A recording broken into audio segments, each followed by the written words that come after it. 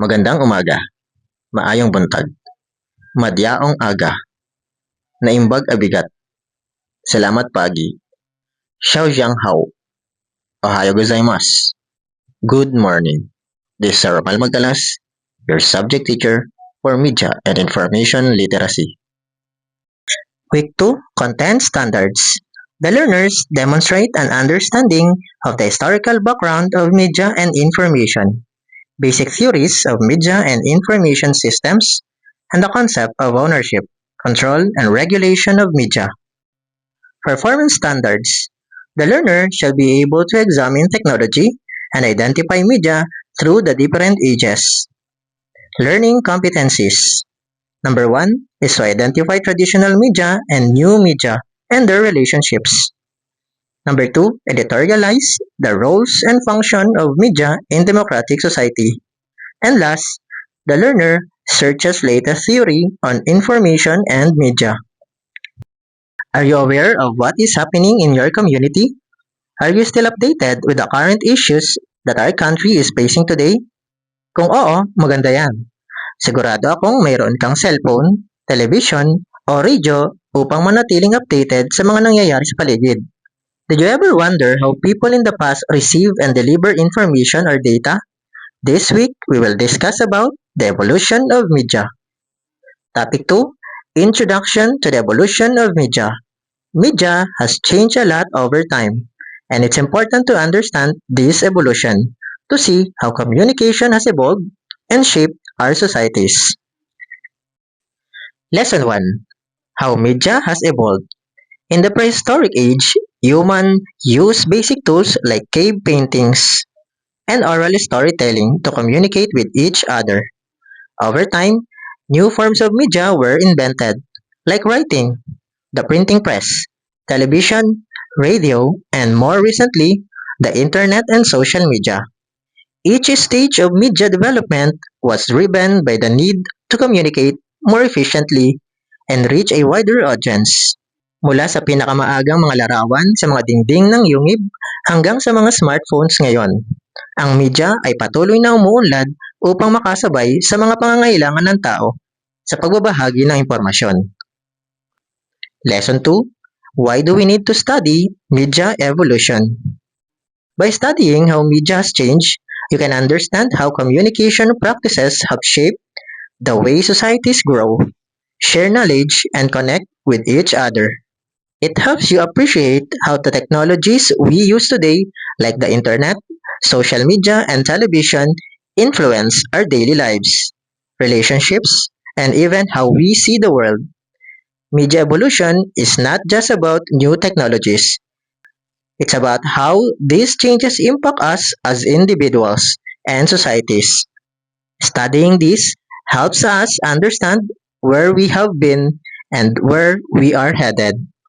Lesson 3, The Four Media Ages: Prehistoric Age, Industrial Age, Electronic Age, and Information Age. The first media age was the Historic Age. Before 1700s, people discovered fire, developed paper from plants, and forged weapons and tools with stone, bronze, copper, and iron. Ang panahon ng prehistoriko ay tumutukoy sa panahon bago pa man magkaroon ng nakasulat o naitalang kasaysayan. According to archaeologists, the prehistoric age occurred some 4.5 million years ago, or approximately 30,000 years ago. It is also known as Stone Age and the Metal Age. Tinawag silang ganito dahil sa uri ng mga kasangkapang ginagamit ng mga taong prehistoriko noong panahong iyon. Ang mga kasangkapan ay medyo magaspang. Naniniwala ang mga arkeologo na ang isang sistema ng pagsulat ay hindi pa umiiral noong panahong ito. The prehistoric men learned how to sharpen their tools and use them for hunting. They also acquired the knowledge on how to use these materials in carving stones. The clay tablets in Mesopotamia, 2400 BC. The early writing tablet recording the allocation of beer. 3100 to 3000 before Common Era. Another notable invention was the printing press using wood blocks, 220 AD. Originated in China. It is a technique or printing text, images, or pattern used widely throughout East Asia. During the Stone Age, prehistoric people also used these crude stone tools to create objects, which are now considered rock art. Ang dalawang uri ng rock art during the Stone Age ay petroglyphs and pictograph. Petroglyphs can be carving or engravings in rocks or caves. Petroglyphs found in the Philippines. The N.M. Angono Binangonan Petroglyphs Site Museum or the National Museum Angono Binangonan is the site of the oldest known artworks in the Philippines. This is the Angono Binangonan Petroglyphs. Dated 3000 BC or before Christ, the rock art is a collection of 127 human and animal-like figures engraved on the wall. The second type of rock art, the pictographs. It represents words or phrases through symbols, used to sketch or paintings that usually depicts nature, early people's way of life. During prehistoric age, a cradle song or piece of music that is usually played for children is called orayi. Kanyao, a dance offering, is a festival, a liturgy, and offering where animals are offered in thanksgiving. Prehistoric ages examples. Cave paintings, 35,000 BC. These paintings offer valuable insights into the lives, beliefs, and artistic abilities of early humans. Papyrus in Egypt, 2500 BC. Papyrus revolutionized record keeping, allowing for the creation of important documents, stories, and religious texts. Clay tablets in Mesopotamia, 2400 BC. People in Mesopotamia used clay tablets to record information using cuneiform, one of the earliest writing systems. Acta Diurna in Rome, 130 BC. This was a daily public notice board in ancient Rome. It displayed news, government announcement, and other important information. Dibao in China, 2nd century. It played a crucial role in disseminating information within the Chinese Empire. Printing press using wood blocks, 220 AD. While not as sophisticated as later printing presses, this technique allowed for the mass production of books and other printing materials. Codex in the Mayan region, 5th century. The Maya developed a sophisticated writing system and used it to create folded books called codices. These codices contained a wealth of information about Mayan history, religion, and culture. Next media age was the Industrial Age, 1700s to 1930s. People used the power of steam, developed machine tools, established iron production, and the manufacturing of various products, including books, through the printing press. The Industrial Age began in the 18th century in the Great Britain, when the country made drastic reforms to improve their economy. Technology shifted from using hand tools to operating power-driven machines. Tumaas ang pagbebenta ng mga kalakal noong panahong iyon. The concept of mass production or manufacturing of goods in large quantities was introduced, increasing the demand for bigger and better machines. The Industrial Age has improved the people's way of living as new inventions such as steamboats and steam locomotives made transportation faster. However, some business owners during this era focused only on earning profit, so they took advantage of the poor economic condition of the working class. Nang imbentuhin ng steam press, ang pag-iimprenta ng mga material tulad ng mga pahayagan ay naging mas mabilis, mas mura at mas madali. Bago ang pag-unlad na ito, ang mga publisher ay nakakatanggap ng pinansyal na suporta mula sa mga partidong pampolitika na mayayamang patron upang maitampok sa pahayagan. When printing costs marked down, publishers started to print articles for the common interest of the public. Communication during the Industrial Age also became valuable because of the invention of the telegraph. The telegraphy key used to send the famous message, "What hath God wrought?" is a translation of the phrase from the book of Numbers in the Bible. It originally referred to the Israelites' destiny to inherit the promised land. This was sent over the prototype telegraph line between Baltimore and Washington, D.C. in May 24, 1844. A mechanical typewriter used for writing characters was also invented around 1800s. Industrial age examples: printing press for mass production in 19th century, motion picture photography or projection in 1890, telegraph, punch cards, newspaper The London Gazette in 1640, commercial motion pictures in 1913, typewriter in 1800s, telephone in 1876, motion picture with sound 1926. Next media age was the electronic age in 1900s to 1980s. Electronic refers to an object that has electronic components such as sensors, microchips, which function once it is connected to an electronic outlet. The industrial age and the electronic age are quite similar. They thrived in the manufacturing industries. The only difference because of the equipment used. The invention of the transistor ushered in the electronic age. People harnessed the power of transistors that led to the transistor radio, electronic circuits, and early computers.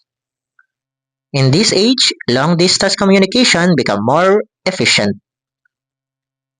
By early 1954, transistor radio was introduced by Texas Instrumentation, had perfected production to the point that transistor became cheap enough for use in consumer items.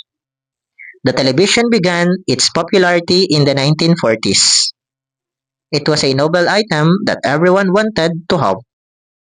Electronic age examples: live news broadcasts during the World Wars, introduction of cable television and portable radios, transistor radio, television in 1941, large electronic computers, EDSOC in 1949, UNIVAC 1 in 1951, mainframe computers, IBM 704 in 1960, personal computers, Hewlett-Packard 9100A in 1968, Apple I in 1976, OHP LCD projectors. The current media age was the information age from 1980s to present. Ang internet ang nagbukas ng daan para sa mas mabilis na komunikasyon at paglikha ng social network. People advanced the use of microelectronics with the invention of personal computers, mobile devices, and wearable technology. Moreover, voice, image, sound, and data are digitalized. We are now living in the information age. The information age has updated what it can offer to consumers in terms of gadgets and devices that can make their way of life not only functional and comfortable, but also offer endless possibilities. Digital age or information age is a period in human history characterized by the shift from traditional industry that the Industrial Revolution brought through industrialization to an economy based on information computerization. Information age examples: social media platforms like Facebook and Twitter, search engines like Google revolutionize access to information, web browsers, Mosaic 1993, Internet, video like YouTube in 2005, Explorer in 1995, augmented reality or virtual reality, blogs like Blog Post in 1999, LiveJournal in 1999, WordPress in 2003, video chat like Skype in 2003, Google Hangouts in 2013, social networks like Friendster in 2002, search engines like Google in 1996, Yahoo in 1995, Portable computers like laptops in 1980, netbooks in 2008, tablets in 1993, smartphones, wearable technology, cloud and big data, multiply in 2003, Facebook in 2004, microblogs, Twitter in 2006, Tumblr in 2007. Lesson 4: Relationship between traditional and new media. The relationship between traditional and new media is about how both types of media are still relevant today, but they serve different purpose and cater to different needs. Even though new media like social media and the internet is very popular and useful, traditional media like newspapers, television, and radio is not completely outdated. For example, people living in a remote areas may still rely on traditional media because it is more accessible to them. Additionally, some people simply prefer traditional media based on their personal interests or lifestyle. Lesson 5: Similarities of Traditional and New Media. Both aim to inform, educate, and entertain audience, serve as tools for communication and cultural expression. Lesson 6: Difference between traditional and new media. Traditional media, example, newspapers and radio, is one-way communication, while new media, example, are social media, which allows two-way interactions. New media is faster, more interactive, and accessible globally. Lesson 7: The role of media in democratic societies. The role of media in democratic societies is essential for ensuring that citizens are well informed, engaged, and able to participate in democratic process. Media serves several key functions that support a healthy democracy. Functions of media in democratic societies. Number 1. Provides a platform for free speech and public discourse. Sa isang demokrasya, mahalaga na ang mga individual ay may karapatang ipahayag ang kanilang mga opinyon, ideya at mga alalahanin. Nag-aalok ang media ng isang espasyo kung saan ang mga tao ay maaaring malayang talakayin ang mahalagang isyu, ipahayag ang kanilang mga pananaw, at ibahagi ang impormasyon. Ito ay mahalaga para sa pagpapanatili ng isang bukas, inklusibong lipunan kung saan lahat ng boses ay maaaring marinig. Number 2. Educate citizens about current issues and events. Media plays a key role in informing the public about what is happening locally, nationally, and globally. Whether it's through news outlets, documentaries, or educational programming, media helps people stay updated on current events, policies, and developments. This information empowers citizens to make informed decisions, especially during elections, public debates, or moments of national crisis. Number 3. Serves as a watchdog to hold authorities accountable. One of the most important functions of media is to monitor the actions of those in power, including government officials, corporation, and other influential institution. Ang investigative journalist halimbawa ay nagbubunyag ng korupsyon, paglabag sa karapatang pantao, o maling pamamahala.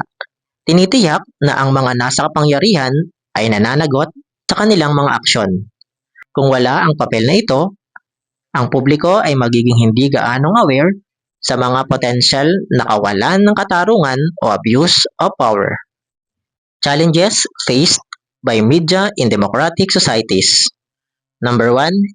Media bias and misinformation. One significant challenge to media in democratic societies is the presence of bias and misinformation. Media outlets may sometimes present news with a particular slant influenced by politician or financial interests. This can mislead the public or create division within society. Additionally, the rise of social media has made it easier for false information or misinformation or deliberately misleading content to spread rapidly, causing confusion and distrust among the public. Number two, digital divide limits access for some populations. Although digital media has revolutionized, not everyone has equal access to the internet and modern technologies. The digital divide refers to the gap between those who have access to digital tools and those who do not. People without reliable internet access or the necessary technology are often left out of important conversations, missing out on educational content, political information, and other opportunities. This can widen inequalities and limit their ability to fully participate in the democratic process. Habang ang media ay may mahalagang papel sa pagsuporta sa mga halaga ng demokrasya, may mga patuloy na hamon tulad ng pagkiling ng media, maling impormasyon at hindi pantay na akses na kailangang matugunan upang matiyak na ang media ay mananatiling isang positibong puwersa sa mga demokratikong lipunan. That's all for today. I hope this lecture has been informative. Please feel free to ask any questions you may have. Looking forward to any discussion. Shukran.